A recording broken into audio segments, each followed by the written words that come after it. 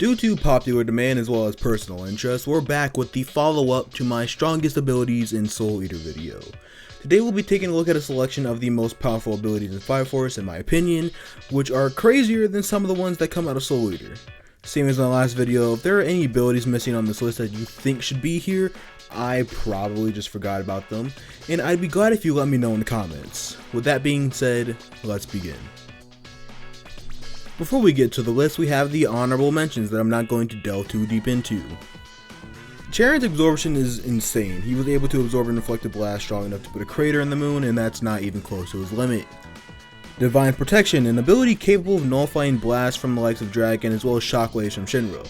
I really wish Iris got to use this more. Speaking of Dragon, next is his Self-Infernalization. I shouldn't have to explain this one. Adolo Burst is here because I have multiple Adolo Burst abilities on the actual list, so consider this to be the representation of the rest of them that didn't make it. Lucky Lecture Lore. Nobody actually likes his ability, but the way it defines physics entirely and causes bullshit of all types is insane. This is stronger than Tamaki's actual ignition ability. And finally, Excalibur. Self-explanatory. Inka's ability to sense and predict the future, trajectory, and location of all fire and heat in general is absolutely crazy considering this is a manga full of nothing but pyrokinetics. She can even predict the awakening of Adolo Burst. I'm a solid 97.4% sure Inka goes completely untouched unless she decides not to dodge and until she decides to give herself as a sacrifice to Haumea, and it's all because of this ability. Hysterical Strength unlocks the full potential of a 3rd generation pyrokinetic.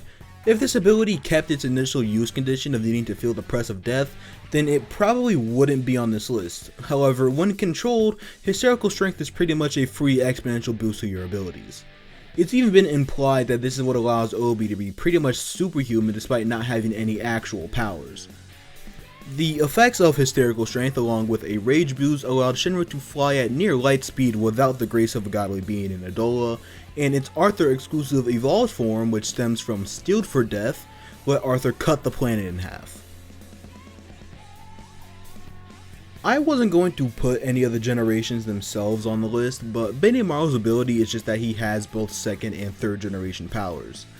Being able to both create his own fire and manipulate the fire of others gives Benny versatility that no other pyrokinetic can match even at the end of the series. He's able to output attacks like Crimson Moon that creates an explosion so large it dyes the sky red and is practically untouchable thanks to the 4-meter barrier created by his 2nd generation abilities that nullifies all fire attacks pointed in his direction. He can even replicate some abilities like Hinawa's upon seeing them. There are no drawbacks to having 2 generations either, it's just purely overpowered in every way. Shinra's Rapid is a combination of his 3rd generation ignition ability and the Tiger Hand sign taught to him by Benimaru. This sign helps him condense his flames similar to jet engines to greatly increase his movement speed and thus his striking power. If Rapid stayed as just a speed boost, then it wouldn't be on this list. After getting grace from the Evangelist, Rapid became a 4th generation ability, and Shinra becomes able to use it to fly faster than the speed of light and stop time. Upon doing this, Shinra's body will break down into subatomic particles and then reverse time to rebuild his body. This ability makes Shinra strong enough to even defeat a sentient demon infernal in less than a second, and even perceive events that happened far in the past. Even without the light speed benefits, Rapid makes Shinra so fast and strong that he can kick the moon back into orbit after it was ripped out and was falling towards the Earth. Gravity Manipulation is an ability exclusive to Fairy. Fairy can increase the mass of atoms by applying heat to them. Doing this allows him to manipulate gravity, giving him the ability to make himself or others float. When amped by Adola's close proximity to Earth, Fairy becomes capable of insane feats such as ripping the moon out of orbit and even using mass to distort space and time, giving him the ability to move within stop time and even cancel it out entirely. Severed Universe is the ability of none other than Sho Kusakabe. Sever Universe allows Sho to take heat from the expanding universe and stop time, rendering everyone else unable to move besides other characters that can stop time such as Shinra or Fairy. This is basically a guaranteed hit on Sho's opponent. The only real drawback to this ability is that Sho will freeze if he stops time for too long, but it never really hinders him unless he chooses to remain in stopped time. Sever Universe remains just as strong as it was when it was introduced throughout the whole manga. Strong Soul is an ability that manifests as a result of ignition abilities being taken away from the world by Lord Death. Those with Strong Souls were granted abilities that even surpassed their former ignition abilities.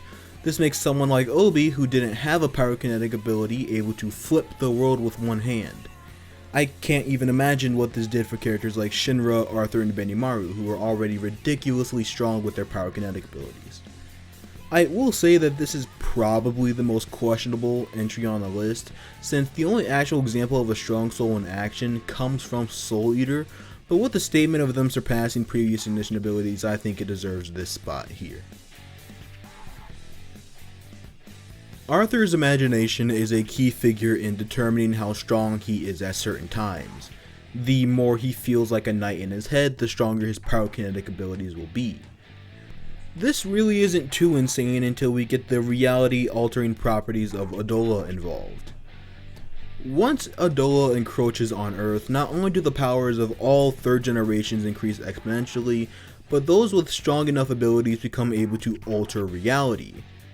Arthur's incredibly flexible and powerful imagination lets him do things such as breathe in space and manifest physical video game text out of thin air that actually exists. It's something akin to Blackstar's ability to do whatever he wants in Soul Eater, but on a completely different level. Combined with the Steeled for Death ability, Arthur is able to unleash Violet Flash Earth Divider, an attack that quite literally cuts the Earth in half. I also believe it's Arthur's imagination combined with his fondness for Excalibur that spawns a soul in the sword, thus creating one of the biggest monstrosities in the entire universe. But that's just a theory, a game theory. I'm not gonna lie, I didn't know what to call this ability, but what I'm referring to is Hame's ability to fuse with the Evangelist and use the abilities of all the pillars that sacrifice themselves to her, amped to a ridiculous degree. In this state, Haumea is nigh untouchable, as she not only has Iris's Divine Protection ability, but also Inka's Future Sight ability, giving her total protection from attacks even within stopped time.